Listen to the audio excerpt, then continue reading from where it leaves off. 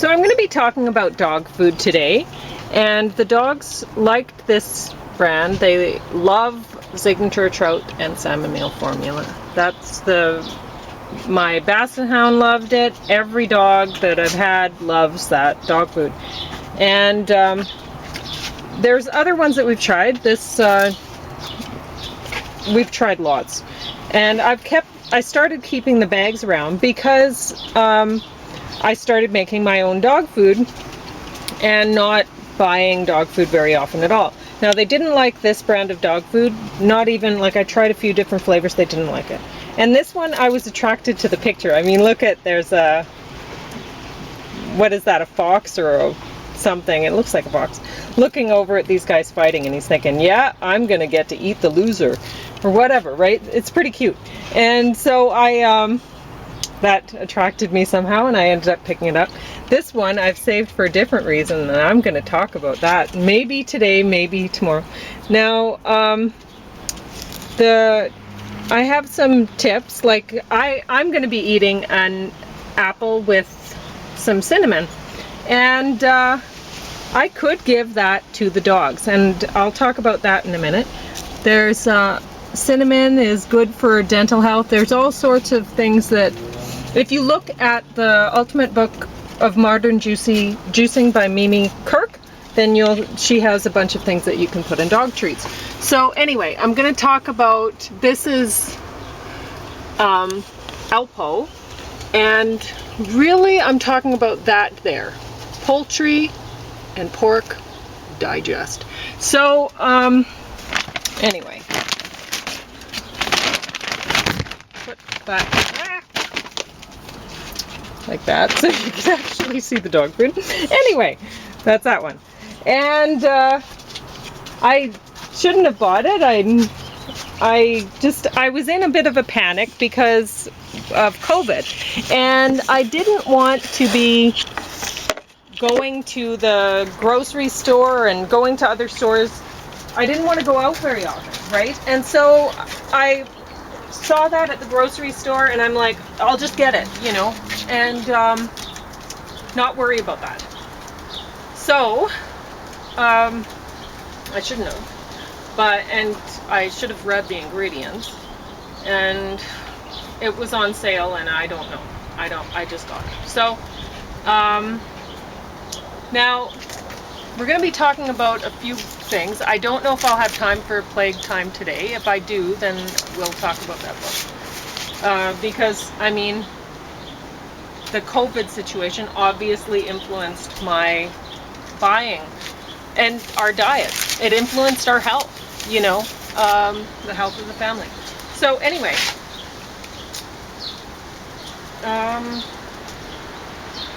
yeah.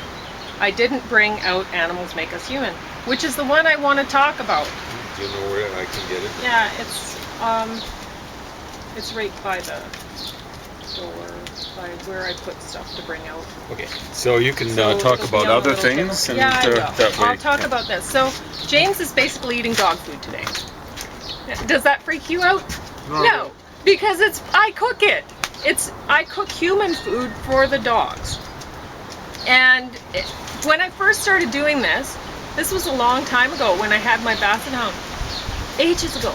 So I bought How to Make Your Own Dog Food and all sorts of books, you know, on this, which I should have brought out too, but I don't use them. And I hardly even I tried a couple of recipes and whatever.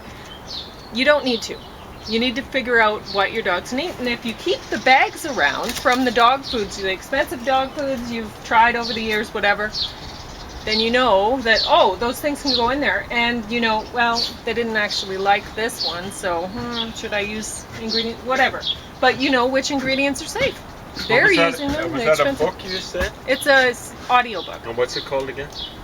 Animals Make Us Human. It has a picture of a golden retriever, I think. Okay. Anyway, so, and the bags, as I'm going to talk about that too, if you're cooking your own dog food for your dogs, and I mean, you could just There's some people who just feed their dogs raw meat. Okay. But whatever. If you're handling the stuff, you know what you're feeding them, and you don't have these bags piling up. I mean, it really piles up. They go through quite a few dog food bags, and what do you do with them, right? Like, I can haul mulch or potting soil a little bit in some of them when it's storing some compost in, but I can just store that out in the yard or whatever in Rubbermaid tubs, and that's what I usually use. But this is, I mean, the signature trout and salmon bag, it is starting to break down. I've been storing them outside. But the other ones, they're not breaking down at all. So that's an environmental concern as well, right? And so James' food. So the dogs got this today too. This is potato grated up with the food processor, because that takes about 3 seconds, and with egg in it, and it's free range egg. And I should have brought that package out too. I was attracted to the packaging, and that's why I bought it. But James likes it this way. So, and it also has garlic in it, and hopefully not fly, which the dogs wouldn't care about. But James is having a hard time finding that audio CD, that's okay. I should just tell him to come. But even the smoothies, like I'm drinking there's a little ant here. He's trying to drink my smoothie. There you go, little buddy. But even this, the dogs would have this. Now you do have to be careful. I can't have everything you need. But the apple and cinnamon, which I will have, and I will peel it because it's not an organic apple. And I can't get, anyway. So, I was at a vet a while ago, years ago. Well, you see, I revisited the same vet center because they had Angel, where's Angel? Hi. Okay, she was going to sit with me for this because she is severely malnourished, and somebody at the vet clinic picked her up and read her microchip and found out, just sit down, it's fine. Yeah, I'm no good at retrieving. That's all right. So, she's really thin right now. Like, I can feel her spine and all of her ribs and her hip bones sticking out. It's terrible. But anyway, which makes me a little upset because we hadn't seen her since last year. Figure maybe 8 months or maybe even I don't know. We'll look at the records because I have, I put this is the last video with Angel or whatever. Oh, there we go. So we'll know, yeah. Well, it's sometime a little bit after that or whatever, yeah. Right? So anyway, and now she has hardly any teeth in her mouth, and the ones that she has, I think I just got to get them taken out. And so she's eating, she has a good appetite. And she went through half a can of pink salmon and a can of, well, less than a can because Paris ate some of her can. So maybe 2/3 of a can or something of the chicken flakes. And then now she's starting on another can of chicken today. And just mixed with some brown rice. And it's really easy to cook for dogs. They love that. They love the egg and stuff. And, I mean, they love chicken and rice. And when dogs get a little older or when they're feeling sick, chicken and rice is better than salmon. When they're not feeling sick or they're young dogs, boy, they love the salmon. So, and we can cook our own. Oh, this is my cooking center, by the way. And I was going to mention the bread stuff. So I'm cooking some bread for James, some rye bread with some teff and stuff in it. And I was going to say, you know, the grain-free stuff, I don't know. I mean, we tend to eat pretty much grain-free, but James likes having sandwiches. So, and occasionally pancakes. But we made buckwheat pancakes, and he liked that just fine. Oh, those are great. Yeah. So I'm trying to work us towards grain-free for the whole family, but we'll see. Anyway, I'll probably talk about that wild boar treats at a different time, because I don't think I'll have time today. But lately on the radio, we've been hearing all sorts of things. Oh my gosh, so crazy. That's at our expense. This is CBC. Yeah, publicly funded radio. And a while back, what made me check the Alpo dog food was the CBC, actually. So somebody was, it was a good little segment. I don't know. Uncharacteristic for the CBC. It was about wolves and how people think they're really aggressive and whatever, and they're whatever. Anyway, but one thing that they said, whoever was being interviewed, this was somebody who studies wolves, and she was talking about dogs, and she was saying dogs were hanging around humans because they were eating their crap. And I thought, they were eating bones, they were, and plus they were really handy to help hunt. They might have been hanging around at first, and then people were like, geez, this really works out for us, and so they want to keep them around. They want to give them maybe more than the bones because they really want them to stay. Whatever. So I have a little bit different opinion about that. We're meant to be together, dogs and people. Dogs are the ones who decide. Yeah. And it's not as though we went out with lasso them. And they cost, I can't understand why Angel came back to us so malnourished, because how much does it cost to feed a 3.5-pound Chihuahua? Honestly. She might be 2.5 pounds. Probably is now. And I'm trying to get her healthy again, and I'm not sleeping well. But the past few days, because I'm thinking I gotta fatten her up so that I can get the tooth surgery that I think she needs badly now, and but I don't think she'll survive it if I can't get some weight on her bones. So I'm like, oh, what do I do? Anyway, so the CBC. So I thought I'm gonna check the bag of dog food, because when I hear, that's how I get my news, actually. People reporting other things, and I'm like, that sounds a bit fishy. What's that about? And then I think, are they putting that in dog food? Now, as I know, I'm from an agriculture background, and I know, like, I've had friends that if you think that your dairy cows, that you're drinking milk and those haven't been fed probably dairy cattle excrement, you're living in la la land. And things that the government has made illegal, they're still being done. Who's enforcing it, right? So the federal government, when it comes to so many things, particularly business things, are a little bit like, no, a whole lot like what the federal and provincial governments are like when it comes to enforcing COVID rules. Hey, we're here to inform. They don't even inform. It's just they tell the inspectors, don't bother. You go out and do your inspections, but don't bother them. So that grin on that Alpo cookouts, that's a something-eating grin. Yeah, a spit-eating grin. Anyway, Animals Make Us Human by Temple Grandin. This is from Disc 2. This was an audiobook. It's harder for me. I actually prefer reading nonfiction. I can listen to the audiobooks that are fiction, but the nonfiction makes it a little harder for me to write notes somehow. So I prefer reading the nonfiction.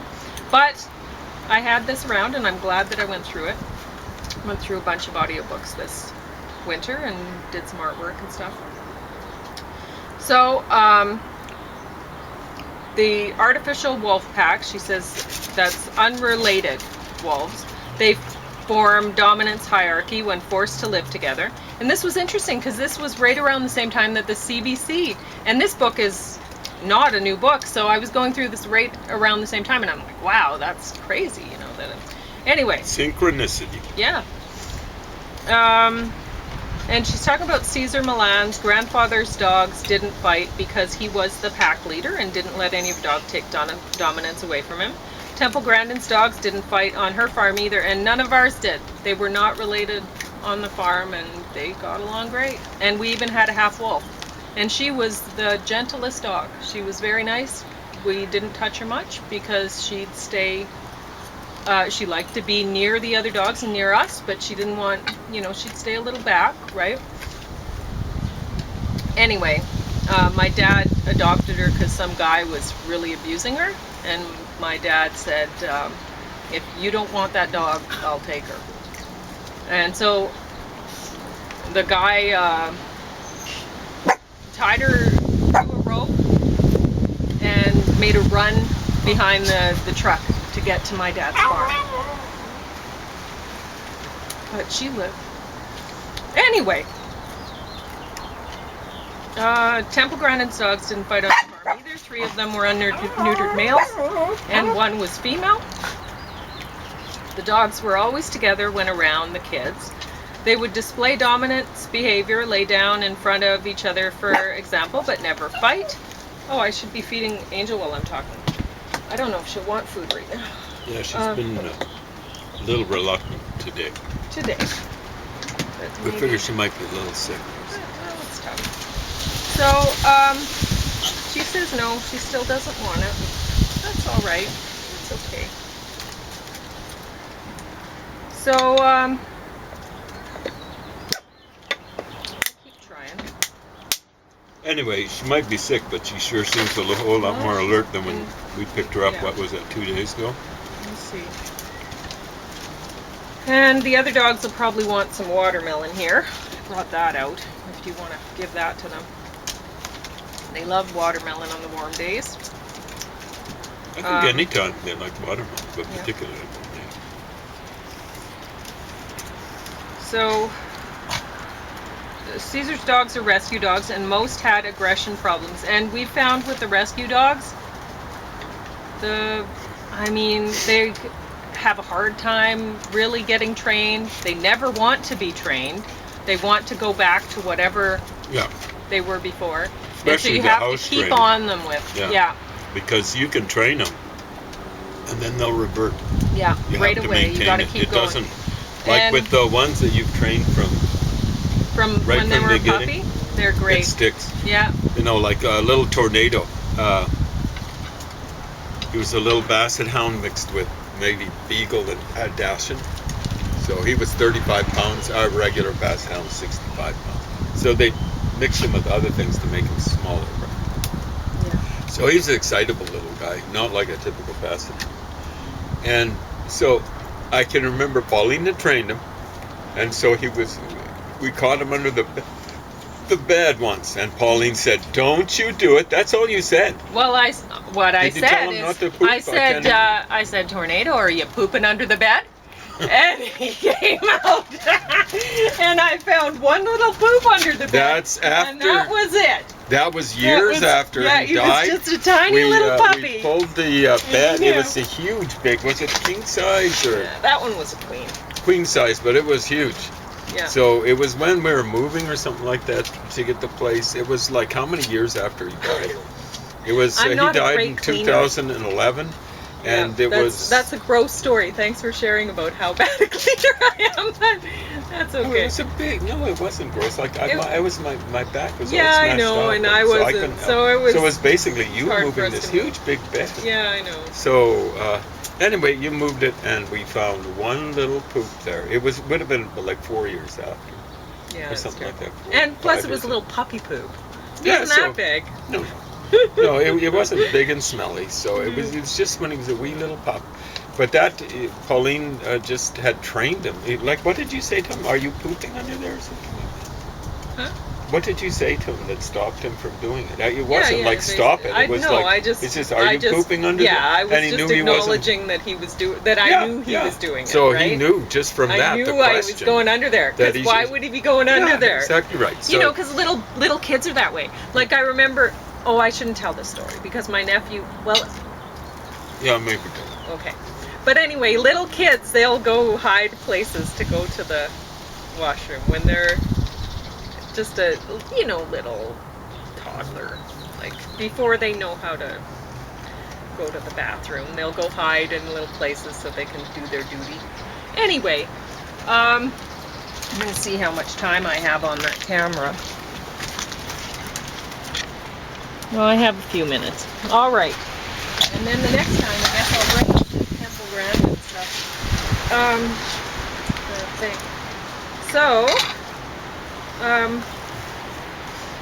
dog owners need to be good parents. Parents need to teach their children good manners. Terriers don't get along well together. The wolfy breeds get along with living together. The less wolfy the dog, the less submissive traits they have. Like Chihuahuas. Yeah. Wolves use submissive behavior to stay out of a fight. Young dogs develop aggressive behaviors first and then develop submissive behaviors later. This is the same in human children. A normal 2-year-old child may hit his mom, but a normal 20-year-old will not. Better. I think this was a 1983 study. Dog packs made up 18% of fatal dog attacks. Unrelated dogs in a group are potentially very dangerous because they may work together aggressively to take down prey, but they have had their submissive traits bred out. Dogs are kept as caged animals now, like in a zoo. They get stressed out when left in the house alone. Ours are not kept like caged animals. Nope. We do not believe in that. I don't think we've done that once. Well, we had to put Tank in a kettle once. Oh, that's right. And Tank had big problems. He'd been kept in a kennel, I'm pretty sure. Yeah. And when we visit my mom, we put them in the kennel. Well, that's a different thing. Yeah. But anyway, dogs are kept as caged animals now, like in a zoo. They get stressed out when they're left alone in the house. They may destroy furniture when left alone, but would never do it when their humans are around. She thinks the way we keep dogs now has changed. I think the dogs we keep as pets have changed. We used to have unneutered dogs on the farm, dogs that were bred from other dogs, kept in the same way and by the same types of people. Now people are buying more dogs from breeders who tend to keep their dogs like caged animals in a zoo. Thus, the dog society has been breeding aren't actually companion animals. They're breeding the pet out of the dog, as far as I'm concerned. Or the family member out of the dog. They're just, what society is breeding is like an ornament or something. It's actually quite disgusting, as far as I'm concerned. Dr. McAnall raised a puppy that growled when touched at 5 weeks old. She was concerned about how it would grow up. Teaching stay and wait helps teach a dog to deal with frustration. Teach the dog to door wait. Train a puppy to let you take food away. It builds in frustration tolerance. Anxiety is related to fear. Dominance aggression is related to fear aggression. A fear aggressive dog just wants to get away. A dominance aggressive dog is anxious about you touching his things and will bite you to make you leave his stuff alone. He isn't fearless. He micromanages his life. T-shirt calms dog. Squeeze machine grain box. Stay calm to teach dog to stay calm. Disc 3. That's hard to do, I'm telling you. What? It's hard to... What was that? I don't know what I wrote down there. Yeah, it's hard to stay calm sometimes. You end up yelling at me. Yeah, it's not good. I gotta admit. I end up... I can do it less, I think. Yeah. Shyness is a dominant trait. It's just great. So much should be shyer than purebreds. 88% of aggressive dogs. I remember I read this book, and it was funny. They were talking about mixed breeds. And so the book was dedicated to mixed breeds and what to expect when you're getting a mixed breed from the animal shelter. Man, and it's like, wow, you can get all sorts of mixtures. But anyway, and some, I've heard Labradoodles are awesome dogs. I haven't heard anybody say, oh boy, I got this Labradoodle and wow. Bad. So I've heard they're always good. But, you could get a mix that, anyway, but the book, it was, the authors were saying, well, like with different breeds, they were like, oh, well, this is like this or whatever. And some of them weren't better or were about the same as one or whatever. With Chihuahuas, they said anything mixed with a Chihuahua is better than a Chihuahua. They were I'm not so sure. Tank was awful. And he was mixed with Lord only knows what. I mean, he had some good, nice characteristics. He was Anyway. really aggressive. Yeah. He was the one who would fight Carlos. And Carlos had longer arms and stuff like that. And Carlos would be defending himself. And Carlos they both weighed maybe 5.5 pounds. But Carlos had longer arms theoretically. But Tank would just bite him all over. Like one time Carlos came out and he was just blood all over. Like his jaws had been bitten and his arms had been bitten. Yeah, that was some expensive bills, I bet. And so, yeah, Tank had to stay in a kennel for, Back time. If, I'd forgotten about that. Poor old Tank. well, he had some problems. Big problem. Anyway. What was I going to say? Oh, 88% of aggressive dogs urine tested had metabolic abnormalities compared to 23% of the non-aggressive dogs. The most common abnormalities were high levels of glutamine, taurine, and alanine. Glutamine and taurine are excitatory neurotransmitters. High levels of glutamine have been associated with high levels of aggression running through human families. People are deliberately breeding criminal dogs. Even the animal rescue groups can't handle them and are returning them to the shelter. Outlawing pit bulls would just make unethical breeders breed other dogs for aggression, she says. And I don't agree with that. But Then what you do not is you entirely. make those things illegal. It's that simple. But I mean, people have to acknowledge when dogs are aggressive, and pit bulls are not trainable and they're not smart. They're dumb. So, and they're high aggressive, not trainable.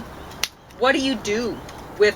And I stupid. mean, if you're getting a rescue dog, that's maybe not the breed to get, right? You don't know what has happened to that dog. Yeah, you don't know what the triggers are. Yeah, I mean, if you get a little 3.5 pounder, Like Tank, Tank 5.5 wasn't- pounds. Yeah, he wasn't that big, but he could still cause some trouble.